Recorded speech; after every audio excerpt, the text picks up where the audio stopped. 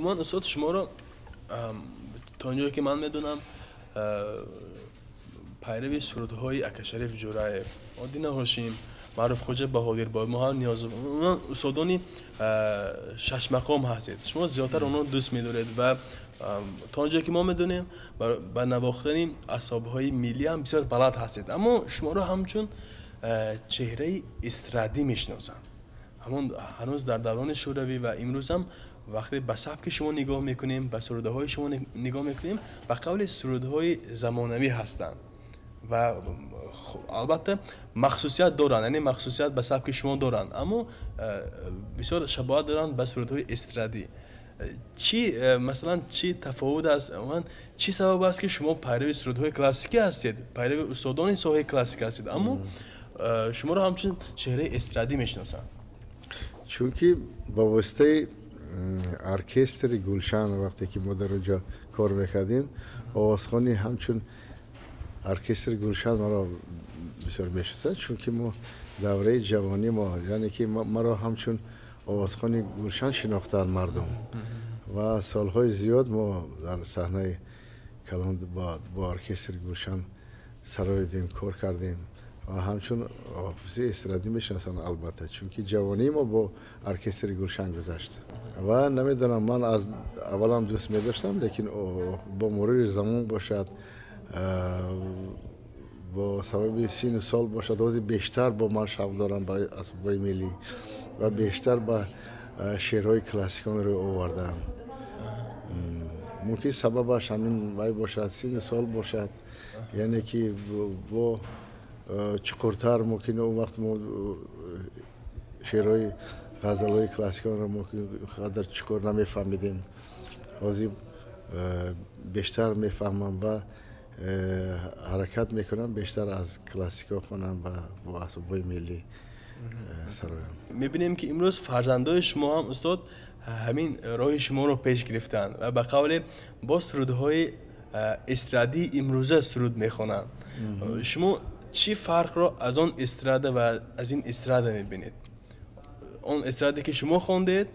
و امروز اون که فرزندای شما دیگر منظوری من دیگر جوانان هم هست دیگر اون نفرهایی که به قول استراده این زمانه رو میخونن چی تفاوت است استاد چی فرقی هست یا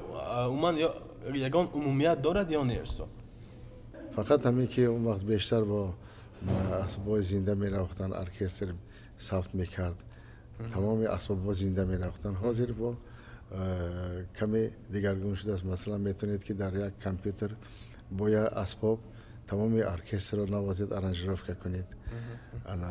همین قدر فرق دارد دیگر همین فقط همین شعری بلند باشد آهنگی خوب باشد اجرایشی اما به قول استاد امروز استراده رو یک به قول استرادی سبوک یک سرودهای سبوک میگویند سبوک با آن معنی که آن عمری زیاد نمیبیند اما و کارشناسان مثلا برای آن عقیده هستند که همون استرادی که شما داشتید مثلا مرحوم کرامت الله قربانوف داشتن تاجدین محیدینوف داشتن آنها نمیرنده هستند هرچند که آنها این سرودهای استرادی بودند آنها این سرودهای به قول شوخ و دلانگیز بودند اما آنها نمیرنده هستند و امروز میگن این سرودهایی که امروز جوانای ما تالیف میکنن امروز سرودهایی که ایجاد میکنن این سرودها سبک هستند و زود میمیرن سرودی خوب باشد و عمرش دراز میشود لیکن سرودهایی که ممکن سبک است یعنی که پایه ملی ندارد یعنی که ریشه خلقی ندارد آهنگایی که سبکن تاکورسی خوب ندارد و یا البته سرودهای دو روزان لیکن اگر آهنگ خوب شعر خوب موافق آمده باشد آهنگ و شعر و هر دو اینها چیزهای بلند باشند هم شعر و آهنگ این خیلی سرودها عمری دراز میبینند حاضر هم خیلی مثلا سرودها ایجاد کردن ممکن که مثلا عمری دراز بیند البته همه سرودها و این خیلی شدنشون دشوار است بسیار لیکن یک تا نیم سرودهای هستن که یعنی که عمری دراز دارن با شرطی که چخیلی که گفتیم شعر و آهنگ بسیار بلند باشد شما چخیلی در پیش گفتید شما هم امروز استاد یعنی که به نوکاران امروزه درس میدید، نو ایجادان امروزه درس میدید و همزمان فرزند شما هم چون همین را قبول کردن و شما شاید یک نفری هستید که با آنها تلقین میکنید همین گونه سرودها رو خواندن و همین شما نصیحت میدید دوستان. البته من با تمام شاگردانم، نه تنها با فرزندانم، با تمام شاگردان و کسی که مراجعت نمیکند و کدام وقتی که امکانیت پیدا کردم با جوانان میگم که یعنی که شعر بلند را انتخاب کنند و آهنگای خوب را انتخاب کنند. شعر و آهنگ باید که آهنگ با مضمون شعر موافق باشد، همون یک منظره را نشان دهد، یک حالت را افاده کند. این خیلی نه که مثلا همین شعر میگیرن مثلا با همون آهنگ غنچه دگر خوانند، مثلا شعر با یک آهنگ بسیار شعر یافتن ممکن، مثلا یک فرمودن ممکن، لیکن با همون مضمون شعر و آهنگ باید که موافق باشد با یک دیگر، یعنی که همون حالت را افاده کند. اما اگر که شعری حزن‌انگیز باشد موسیقیش هم باید هم خیلی باشد، شعری سبک شوختر باشد آهنگش هم باید شوخ باشد. بعد اصلا اینکه دلچسب باشد، یعنی که خاطرمان باشد. مثلا چون اگر یک سرودی هنرمندی هند را گوش میگیم که این سرودی هندی است، اگر یک سرودی عربی را گوش میگیم که این مال عربستان است. این هنرمندان وقتی البته چون هنرمندان ما هم در جام معرفی میشوند باید گویند که این سرود تاجیکی است. خوب بسیار یک سرود دیگه هم میشنویم، بازم سوال جواب خیلی ادامه میدیم. مرحبا. چی سرود میسرید دوستان؟ حاضر من یک پارچه سرود از ناصری بخارایی میخونم. باشه.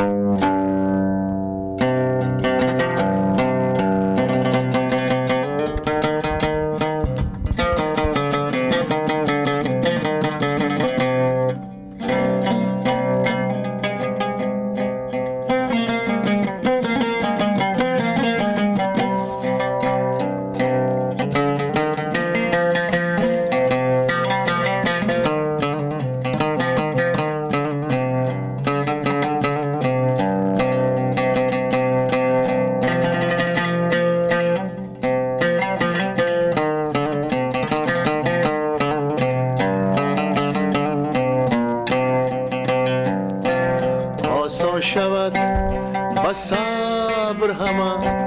کار غم مخور، آسان شود با صبر همه کار غم مخور. تو یار باش اگر نبود یار غم مخور، تو یار باش اگر نبود یار غم مخور. دل بد مکن زی رفته بود از نامده مپرس،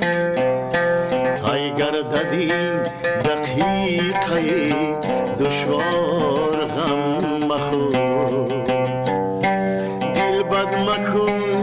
زی رفته بود از نامده مپرس، تای گرددین دقیقه دشوار غم مخور. این یک پارچه از سرودای نوی من غم مخور، یعنی که درباره صبوری است، درباره صبر است، از غزلیات ناصری بخارایی بود. استاد من شما به نواختن چند نمودی اسباب موسیقی بلد هستید؟ خیلی من راستی گپ حساب نکردم، همین اسبابای تاری را بیشتر می نوازم. خیلی اسبابای اکردیون مثلا یکی فورتپیانو و اسبابای ملی تار و تنبور، دو تار و رباب این چیزا رو می نوازم. من یک نکته بازم در مورد اون صحبتی که پیشتر داشتم من ادامه داده پرسیدن هستم که امروز به قول اگر یک جوان اگر هنر داشته باشد واقعا یک محبوبیت و معروفیت پیدا کند میگن برای او یک مبلغ لازم است. اما در دوران شما چه خیلی بود دوستا؟ مثلا اگر شما مثال آورید خودتون که شما چه خیلی مثلا معرفت پیدا کردید و به این کار مبلغ یگان رول بازی کرده توانید یا نه استاد؟ نه، دوره ما دیگر خیلی دوره بود. مثلا اگر کسی که استعداد داشته باشد میتوانست، مثلا من اولین سرودای خودم رو با اکاردیون خوندم. با اکاردیون می نواختم و خیلی دوستانی من هم سبقانی من بودن که در دایره و نای و با دیگر اسباب‌ها رو هم‌آوازی میکردن با من از دوره دانشجویی. از مبین هم دانشجویان، یعنی که ما بهترین نوازندگان رو جمع کرده بودم، نوازندگان اسباب‌های ملی و ما هم خیلی مستقیم برآمد میکردیم، مینواختیم، میخوندیم. و وقتی که با ارکستر گلشن مرا استاد آریشا عارف با ارکستر گلشن دعوت کردن بعد از ختم دانشگاه صنعت، با ارکستر گلشن که اومدم با اونجا با آسان‌تر شد. مثلا ارکستر مینواخت و ما میسراییدیم، آوازمون رو ثبت میکردیم، در کنسرتو زنده مینواختن، زنده میخوندیم. و یگان مثلا دوره ما یگان مبلغ در کار نبود. اگر که هنر داشته باشید اگر میتونید که نشان تید برایید. سلام باشید. خب ما اینجا چند سرودی به قول کلاسیکی و وزنین رو از شما گوش کردیم و اما میدونیم که شما هنوز همین سالها هم چند سالهای نزدیک من سالهای اخیری مثلا ایجادات خودتان شما هم سرودهای به خود خاص از قبیلی باران، جوانی، مثلا بر متن رودکی چون تیغ به دست داری و چند همین چیزها هم سراییدید. من استاد انکی شما هم در روی کلاسیکی و هم در روی به قولی همون استعدادی که شما داشتید هم هر دو اینا ادامه داده استاد استاد؟ البته همین فرقش نیست. مثلا همین شعر متن معقول شد یا گوگه میشد که مثلا یک آهنگ پیدا میشد، یکی الهام میبید، یگان آهنگ ایجاد میشود لیکن شعر ندارد. بعد البته ما با شاعرای امروزه ما که ما همکاری میکنیم با آنها مراجعت میکنیم.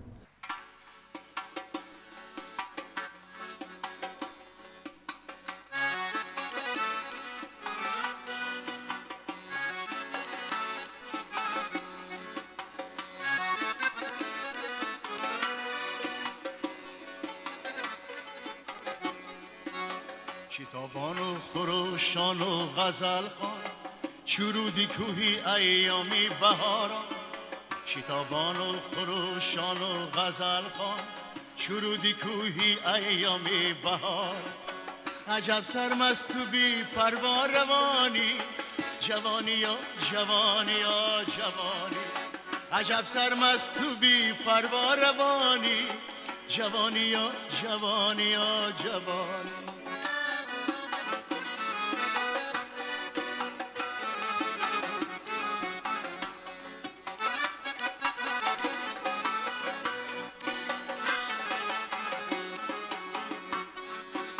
غنیمت گفتند و گویمتم، غنیمت است این ایامی خورم. غنیمت گفتند و گویمتم، غنیمت است این ایامی خورم.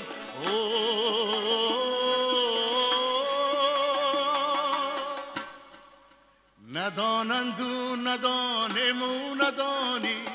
غنیمت بودنی فصلی جوانی. ندانند و ندانم و ندانی، غنیمت بودنی فصلی جوانی. بدانایی و دارایی که دارم، عزیزم گنج و رنج روزگارم. بدانایی و دارایی که دارم، عزیزم گنج و رنج روزگارم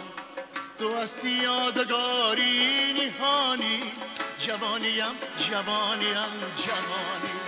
تو هستی یادگاری نهانی جوانیم جوانیم جوانی عجب سرمست تو بی پروا روانی جوانی یا جوانی یا جوانی تو هستی یادگاری نهانی جوانیم جوانیم جوانی سرایم این سرودی جاویدانی جوانیم جوانیم جوانی او جوانیم جوانیم جوانی چگونه سرودهای نوتون به مردم پیشنهاد میکنید امروز؟ البته سالهای پیش معلوم است که هم توسط انسامبل گلشن و دیگر امروز چه خیلی استاد برنامه‌های تلویزیونی یعنی که جمهوری کانال یکم و سفینه بهارستان و پایتخت اون دعوت کرده میشن در این اون یا مراسم‌های عید سال نو یا که نوروز عید استقلالیت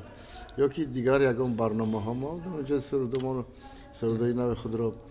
میخونیم اجرا میکنیم و امروز توسطی ما پیشنهاد کردید با واسطه شما من امروز باران در اینجا خواندم شعر گفته و نزدیکی در سفینه یک برنامه ما رفت در آنجا من یک چند سرودای نو خود را خوانده بودم و هم خیلی برنامه ها بسیار منظوری من این بود که استاد شاید شما هم امروز به قول کلیپ سازید یا شاید همین ترانه هاتون در سایت های اینترنتی جا کنید یا شما مخصوص مثلا با یگان رادیو تلویزیون همکاری کنید و همین چیز توسط آنها ارائه کنید مخصوص همکاری میکنید یا خیلی دعوت کنم بعد سانی البته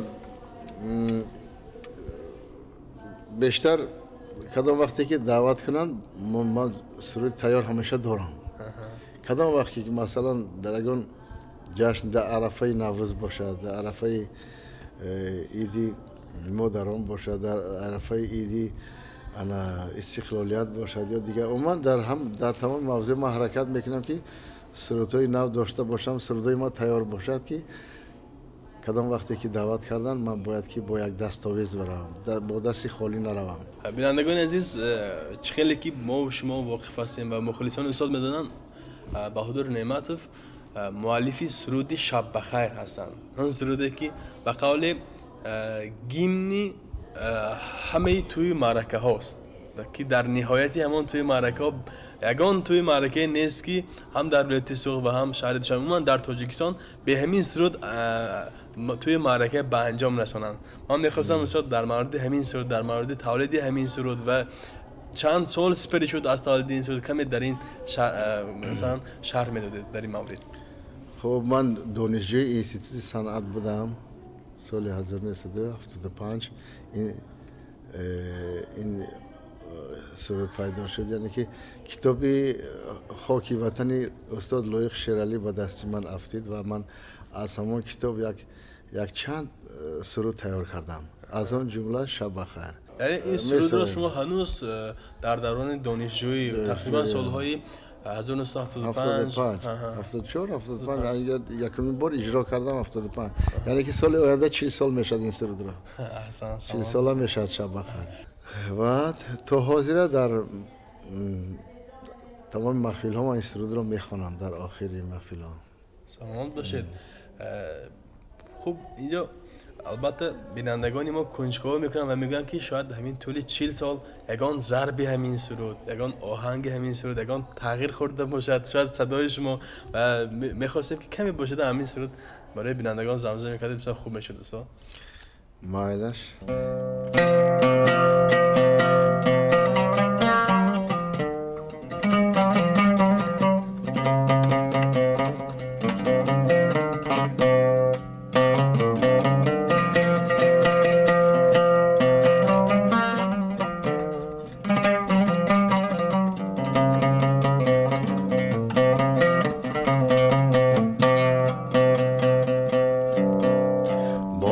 یک روزی غم و شادی گذشت